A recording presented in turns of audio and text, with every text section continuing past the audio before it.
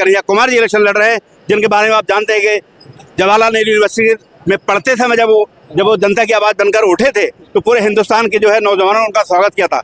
आज ये कंडीशन बनी हुई है कि दिल्ली के 7 की 7 सीटों पर कांग्रेस पार्टी और उनके अलायंस विजयी होने जा रहे हैं। उनके सामने मनोज तिवारी कन्हैया कुमार के सामने, उनको कैसे देखते हैं आप? मनोज तिवारी जी के बारे में आप देखते हैं, इस जो है उनकी हार निश्चित है। मनोज तिवारी ऐसे कैंडिडेट है, 6 सीटों पर भारतीय जनता पार्टी ने कैंडिडेट बदले हैं, 1 सीट पर नहीं बदले हैं। वो समझ रहे हैं कि बहुत बड़े जो है 36 मार्का है। हमारे जो है राहुल जी ये उन्हें दिखाएंगे कि किस तरह से वो इसमें जो है पराजित होंगे। बिल्कुल। क्या लग रहा है, बदलाव होगा? बिल्कुल बदलाव होगा। पूरे हिंदुस्तान में जो इनका नारा है ना, 400 पार, 400 पार नहीं है, इस बार मोदी जी तड़ी पार।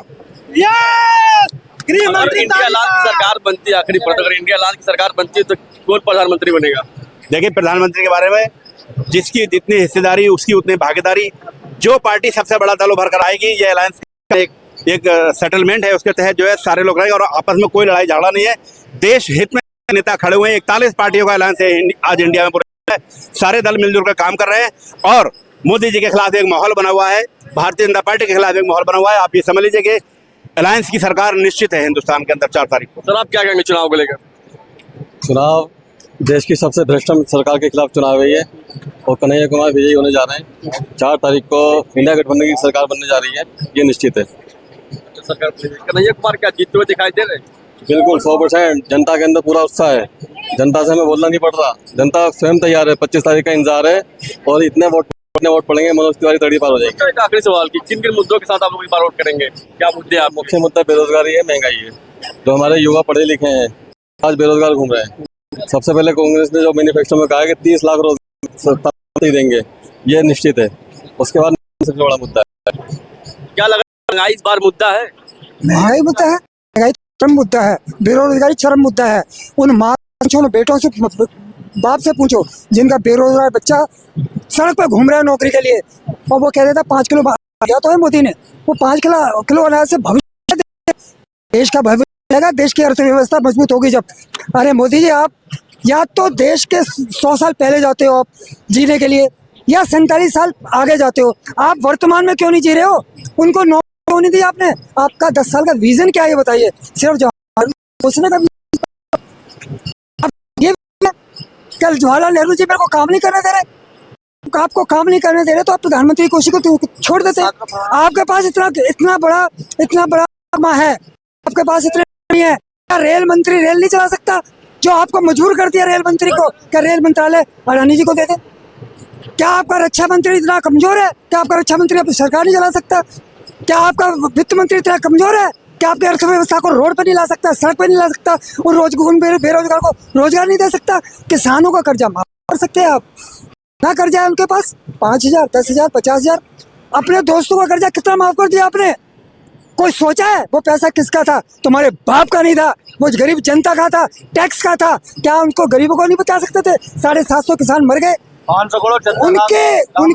उनके लिए आप कील कर सकते हो, बुलडोजर लगा सकते हो, पुलिस के गोलियां चलवा सकते हो, लेकिन उनका कर्जा माफ नहीं कर सकते। उनको एक वो पैसा मांग रहे हैं कि हमारा उचित पैसा दे दो हमारे अनाज के ऊपर। क्या मांग लिया उन्होंने? सरकार आप चला रहे हो, मांगे किसी से और? क्या वो पाकिस्तान में जाएंगे अपना हक मांगने लिए? दिल्ली में आ रहे हैं तो देखिए, किसान जो है वो तो खेतों में रहते हैं, सड़कों पर नहीं घूमते हैं। सर, किसान हिंदुस्तान का है वो। अगर उन्होंने लाल बहादुर शास्त्री देखे हैं, अगर किसानों ने लाल बहादुर शास्त्री देखे हैं ना, तो उन्होंने मनमोहन सिंह भी देखे हैं। ये जितने मुद्दे आप काउंट करा रहे हैं हमारे स्क्रीन पे, क्या लग रहा है इस बार फायदे होंगे सब मुद्दों के साथ? उन सब मुद्दों के साथ कांग्रेस पार्टी अच्छा कर पाएगी? सर, ये भीड़ देख रहे हैं आप, ये भीड़ का जलवा देख रहे हैं। अगर ये जलवा नहीं है और क्या है? और ये जलवा नहीं है तो परिवर्तन है ना। अगर ये परिवर्तन है तो ये परिवर्तन वोट में क्यों नहीं बदलेगा? अगर वोट में नहीं बदला तो कहाँ खोट है ये देखना आप। अगर जनता वोट देना चाह रही है कांग्रेस को, जनता मोदी को हटाना चाह रही है और वो हट नहीं पाया, तो इसके पीछे क्या राजनीति हुई, क्या खोट होगा, ये तो मीडिया ही बताएगी और आने वाला वक्त बताएगा। सर, क्या लग रहा है आपको 4 जून का बदलाव होगा? बिल्कुल बदलाव होगा। ये देखो ना सर, आज की उसमें जो नौजवान बच्चे हैं उनका बिल्कुल भविष्य 10 साल में बेकार हो गया। कैसे बेकार हो गया? क्योंकि एक उम्र होती है 25 साल की, और 25 साल की मान के एज लगने की होती है, तो 10 साल में उनकी 35 साल होगी, तो वो सर उनकी नौकरी भी लगेगी, कहाँ लग पाएगी नौकरी? दूसरी बात, गवर्नमेंट की कोई नौकरी भागीदारी पब्लिक की खत्म करते जा रहे हैं। प्राइवेट जो है वो अपने हिसाब से चला रहे हैं भारत को। तो इस 10 साल में आम जनता का बहुत ज़्यादा हानि हुई है।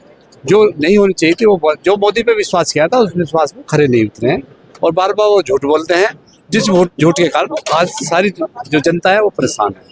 एक आखिरी प्रश्न, छठे चरण का चुनाव होगा 25 मई को, कल नहीं परसों चुनाव होगा दिल्ली में 7 सीट हुई, तो कैसे देखते हैं आप 7 सीटों को? देखो दिल्ली में सातों सीटें उनके हाथ से जारी है। वो हमारे ये मान के चलो, ये तिवारी जी आदरणीय तिवारी जी है, वो कभी एरिया में मिलते ही नहीं। अभी इससे भी मनोज तिवारी जी कभी नहीं आए कभी किससे मिलने के लिए, कभी मिलते ही नहीं है, कोई काम नहीं कराते, क्योंकि जनता की सुनते नहीं, जनता परेशान है। तो ये सारे मुद्दे ऐसा हो रहा है, जनता के अंदर उत्साह है। 25 तारीख का इंतजार है, जनता अपना घरों से निकलेगी और वोट डालेगी, और वोट इतना होगा परसेंटेज मुझे लग रहा है 80% से ऊपर जाएंगे इस बार दिल्ली के अंदर। सर आप क्या कहेंगे? भाई हम ये कहना चाह रहे हैं, कन्हैया लाल जी फुल बहुमत से हैं। मंदिर मदरसे पे लड़ाते हैं, ये माइक उतरवा देते हैं मुसलमानों के, बच्चों को नहीं पढ़ने दे रहे, भेदभाव कर रहे हैं मुसलमानों को अंदर। हम हिंदुस्तान आदमी हैं, हिंदू मुसलमान हम एकजुट रहना चाहते हैं, और ये हिंदू मुसलमान में फूट डालते हैं, सारे काम करते हैं, ये झूठ बहुत बोलते हैं, सारा इनका ये सब तमाशा है। आप आज जनता एक है, बिल्कुल एक ही है, कांग्रेस पक्का आएगी और मोदी यहाँ से जाएंगे।